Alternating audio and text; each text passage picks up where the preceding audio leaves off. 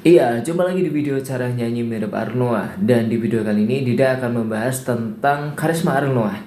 Nah, Dida mengamati bahwa karisma Ariel Noah itu selain lewat memang dia punya skill bernyanyi, bisa menciptakan lagu yang bagus-bagus, dia memang tampan gitu, adalah perilaku. Perilakunya yaitu sikapnya yang tenang ya, sikapnya yang tenang. Jadi poinnya adalah penguasaan emosi. Banyak dari kita yang mungkin susah untuk menguasai emosi ketika ada sesuatu yang nggak kita inginkan, atau ketika ada orang yang menyulut amarah kita itu, kita jadi cepat emosi. Salah satu cara yang gampang ya, yang gampang ketika kita tahu kita itu orang emosi atau enggak, kita main game aja Mobile Legend. Coba aja kita gampang emosi atau enggak. Kalau enggak waktu kita marah sama pacar, apa kita lebih ke mendengarkan dan membiarkan dia marah-marah, atau kita ikut tersulut amarahnya gitu. Atau ada temen yang mungkin memancing emosi kita, apakah kita akan diam dan berpikir dulu, atau apakah kita akan langsung tersulut emosi gitu ya. Jadi kebanyakan orang yang tidak bisa menguasai emosi itu, dia akan gampang naik nadanya ketika orang juga naik nadanya gitu. Salah satu sikap yang tidak amati dari Ariel Noah adalah gaya bicaranya yang tenang ya. Ketika dia berbicara itu lebih tenang, lebih bijaksana gitu. Jadi seperti dipikirkan gitu, benar-benar dipikirkan impactnya ke depannya gitu. Jadi dia nggak mau sembarangan bicara.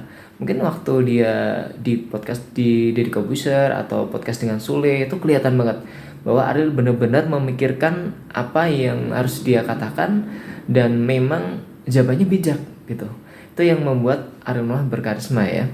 Itu, dan ya semoga kita para Dida dan sahabat Noah juga bisa apa ya istilahnya, mengendalikan emosi kita gitu dalam kita bersikap ya.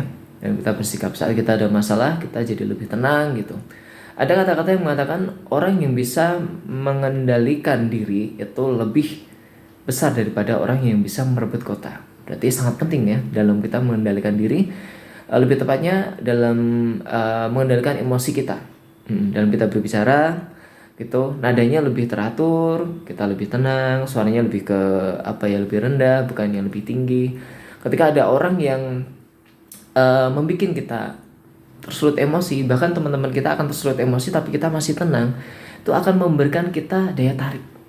Kita akan, oh ini kok jadi pribadi yang berbeda ya, lainnya emosi tapi dia tetap tenang, bisa menguasai keadaan gitu. Itu kayak mau menunjukkan sikap kita itu yang lebih besar gitu. Kita punya kekuatan yang lebih besar daripada hanya masalah ini gitu. Jadi orang kalau ada masalah besar dan dia tetap tenang, itu kelihatan banget bahwa dia punya kekuatan yang lebih besar gitu.